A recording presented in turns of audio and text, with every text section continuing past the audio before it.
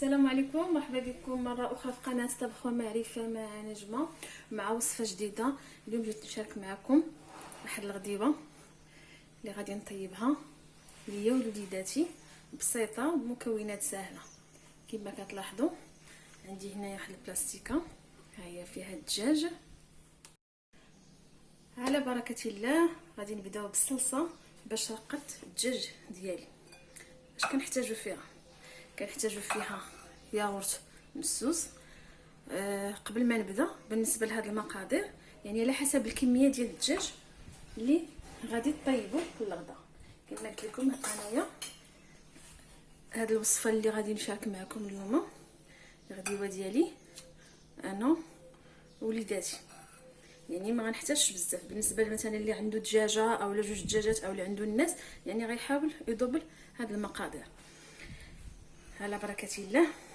المهم كاين عندنا ياغورت مسوس، هنا كما كتلاحظوا عندي ثومه بودره، هنا عندي اعشاب منسمه،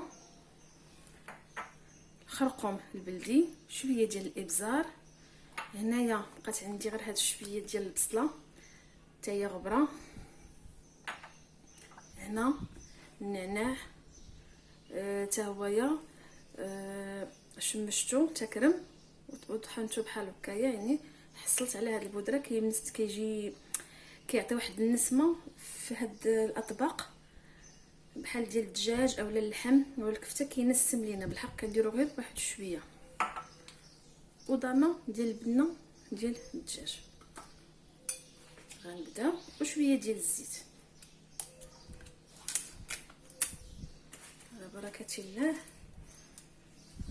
كناخذوا وصفه سهله ولكن كتجي زوينه، سيرتو في هذا الصيف كيجي طبق لذيذ وزوين. اش غنديروا؟ كندير له شويه ديال الخرقوم البلدي، شويه ديال الابزار، كما قلت لكم العطريه على حسب الدجاج. وبالنسبه لهاد الصلصه غنقدروا نستعملوها حتى في هذا اش كيقولوا له، بالنسبه للشاورما كنجيبوها عند الجزار، نقدروا نرقدوها فيه. القطبان حتى هما كيجيو فيهم لذاذ، كتجي فيهم هاد الوصفه جديده، يعني نقدروا نستغلوها في شحال من حاجه. كنديروا الثومه بودره، اللي ما عندوش يقدر يستعمل الاخرى، غير هاد البودره كتجي زوينه. اعشاب منسمه، هنا راه نخلط الزعتر، نخلط شحال من حاجه. كتبع هاد القرعه بحال هكايا، ها هي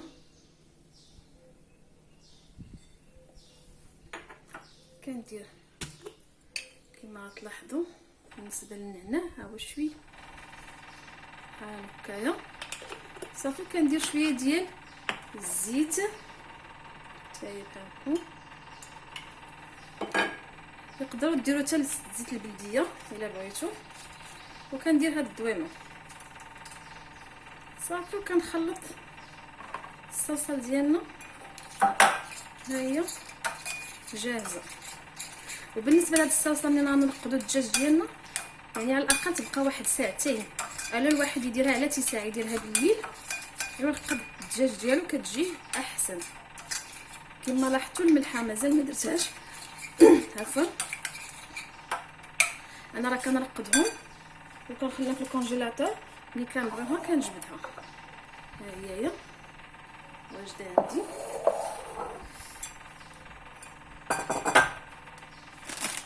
ها هو شفتوا، يعني كنرقدها كنديرهم في بلاستيك غذائي ديال الكونجيلاتور، يعني كنجبدها قبل كما غتلاحظوا دابا، وغنديرها في المول اللي كيدخل الفران. خليكم معايا.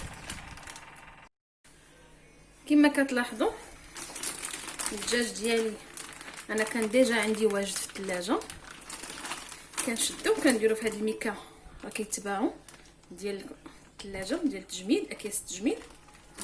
كندير الدجاج هنايا هكا وكنرمي عليه هذيك الصلصه اللي درت معكم قبيله.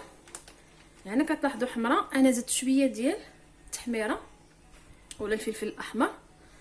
صافي كنسدو عليها بحال هكايا، يعني كنحاولوا نخلطوا بهذه الطريقه. وقد ما بقات كما قلت لكم العطريه في هذا الدجاج مده اكثر، قد ما كيجينا الدجاج فتي وزوين. غنخليو كما كتلاحظوا هنا المول اللي كيدخل في الفران هو هذا. في نفس الوقت غادي يكون اناء ديال التقديم. هنا انايا عندي واحد البصيله وبطاطا، كما كتلاحظوا البطاطا مغسوله، ها هي يعني تكون مغسوله مزيان لاننا غنخليها بقشورها. بصله بالنسبه للناس اللي كتعجبهم البصله، انا كتعجبني البصله، كيعجبني نفرشها في المول. كنجيب الموس ديالي كنقطعوا هاد البصله دوائر،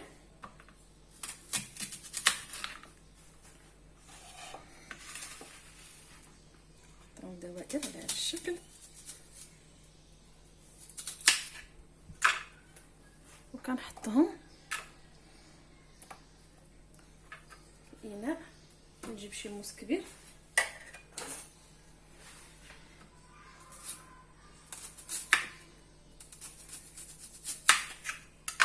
صافي، كنبقى على هذا الشكل حتى تنكمل البصل اللي عندي.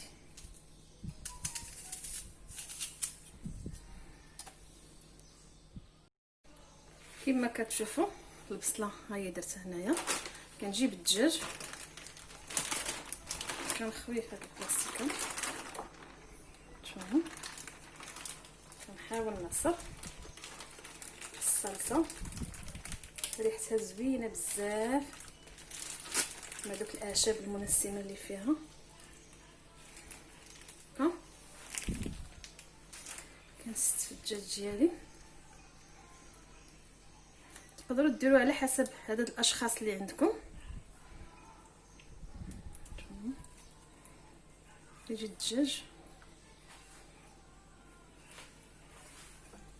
هكايا. كنجيو كناخذوا البطاطا كما قلت لكم، كنقطعوها بقشورها كتجي زوينه، وكنديرها فوق كتجي مقرمشه.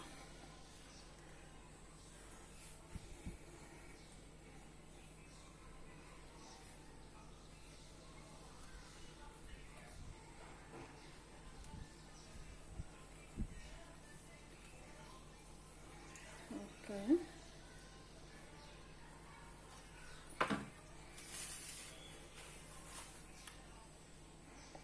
صافي كندخلوها للفران. كنشعلوا الفران تيسخن مزيان ونشعلوا لتحت حتى تنحسوا بها بدات كطيب. ما كنزيدوا ليها لا ما لا والو، لان الدجاج وهذيك الصلصه معطلق لينا لاصوص ديالها. وبالنسبه لهذيك الساشيه اللي كانت لنا فيها العطريه، راه غنحتاج مازال هاد الساشيه. غادي نزيد عليها شويه ديال الزيت البلديه، وغندير فيها طريفات ديال الزيتون، وغادي نخلطها مزيان ونديرهم من بعد من الفوق. بالنسبه للعصير كما قلت لكم كنحتاجوا فيه حوايج بساط جدا. كما كتلاحظوا هنا عندنا البطيخ الاصفر، ها هويا. يعني بعض المرات كنجيبوا البطيخ ما كيكونش عندنا حلو مزيان، ما كيتكاش مثلا، كيبقى لنا في الثلاجه. قلت لكم الطريقه باش انه ما نضيعوش. عندي هنا جوج خيارات، وعندي هنايا حامضه. الا لاحظتوا هاد الحامضه كانت عندي في الكونجيلاتور، يعني جبتها على اتساع حتى طلقات، يعني كتكون عندي احسن.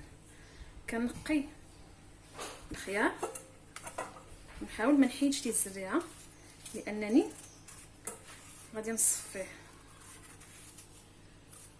كتجي الطريقه حتى هي زوينه، الخيار مع البطيخ والحامض هاد الصيف كيجيو زوينين كما كتلاحظوا. هنا كنقيوهم على هذا الشكل، نقطعهم طريفات صغار، نخليوهم فواحد الاناء على هذاك نديرهم بحال هكا فشي اناء ولا شي سبيره. بحال خصنا نرقدوهم واحد ربع ساعه، ندير لهم شويه ديال السكر ديالهم، نخليوهم واحد شويه عاد باش كنطحنوهم.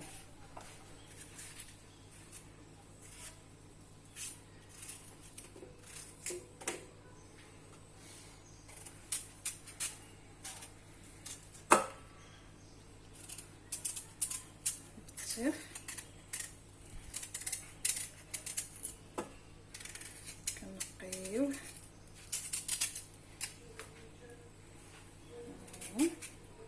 ونحطوه بحال الطريفات الصغار.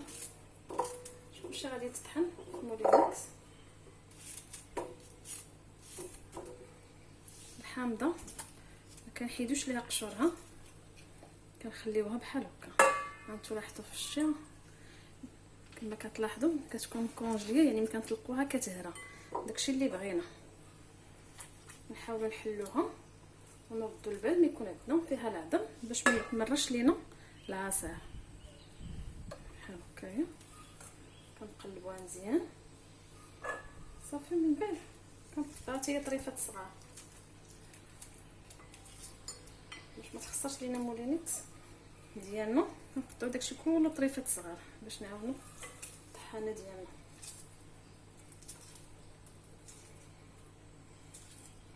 كنبقاو على هذا الشكل حتى نكملوا الخيار اللي عندنا والبطيخ، ونرجع نوريكم شنو غادي نديرو مازال. كما كتلاحظوا الخيار ديالنا ها هو مع الحامض والبطيخ. كنجيبوا السكر، شوفوا على حسب الذوق، كنديروا السنيده، كنخليوها تعسل معها واحد شويه صافي. من بعد ما كيتعسل لينا السكر مع هاد البطيخ والخيار، كندير نطحنوهم غير بالماء، ما كنديروش الحليب. الماء كنديروا الماء ديالنا في الثلاجه حتى تيبرد وكنطحنوه. بالنسبه للسلطه اللي غادي نرافق بها الطبق ديالي ديال الدجاج، سلطه عاديه، خس ومطيشه وبصيله. انايا نوريكم الطريقه اللي كندير.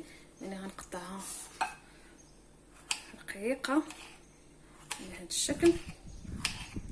اللي بغى يدير الخيار حتى هو الفلفله، يعني درت غير سلطه عادي كما كنقولوا سلطه ماروكان، سلطه مغربيه باش حنا معروفين.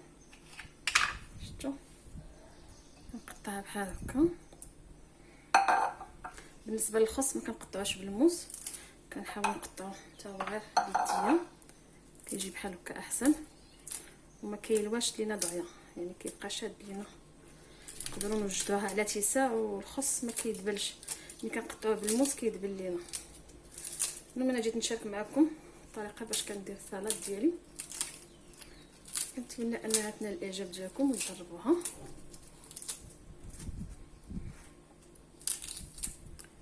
كنبقاو على هذا الشكل حتى نبدو السلطه ديالنا، نرافقوها مع الدجاج والعسل. كنقطعها رقيقه، البصله هي خصها تكون بحال هكا رقيقه.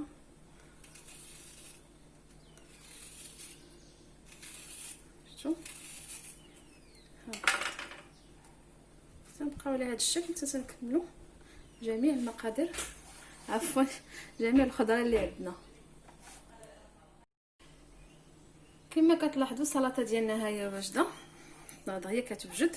شفتوا كي كتجي صافي كنخلطوا على هذا الشكل. شفتوا البصله كتكون رقيقه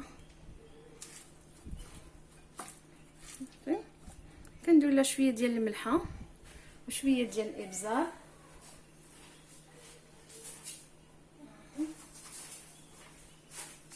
شويه د الملحه ابزار. كندير لها شويه ديال الخل، كندير ديال الحامض، كندير هذا كناخذو من بيم كيجي زوين.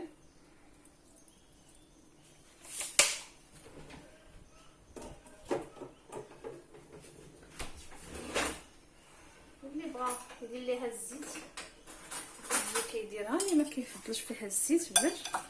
صافي كنخلطوها بهذا الشكل. صافي نديروها في الثلاجه تبرد، تنرافقوها مع الدجاج ديالنا. غدايا ها هو وجد كما كتشوفوا. الدجاج من بعد ما طاب كيجي على هذا الشكل بالبطاطا كما قلت لكم. ضفنا له شويه ديال الزيتون مقطع. بالنسبه للناس اللي عندهم فرماج احمر يقدروا يحكوه منين يطيب، اولا منين تبغي تسخنوا كترشيه من الفوق حتى هو كيجي فيه التعليكه، كتجي فيه زوينه. السلطه ديالنا اولا السلطه ديالنا ها هي كتجي حتى هي زوينه. العصير كما كتلاحظوا من بعد ما طحنته كنزيد نطحنوه بالماء، ما كنطحنوش بالحليب، كنطحنوه بالماء يكون بارد. كنصفيوه مزيان 2 مرات حتى 3، حيت الا لاحظتوا راه طحناه بالقشور ديال الحامض. بالنسبه للناس اللي ما كيعجبهمش النكهه ديال الحامض ممكن انهم يديروا الليمون، لكم الاختيار، اولا ما يديروا لا ليمون لا حامض، يطحنوا غير بالماء يزيدوا ليه السكر على حسب الذوق، راه كيجي لذيذ.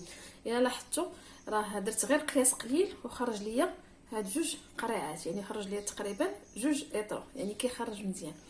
كنتمنى ان هاد الوصفه ديال اليوم تنال الاعجاب ديالكم وتبارطاجوها مع اصحابكم وديروا ابوني للقناه ديالي وجيم. بالصحه والراحه.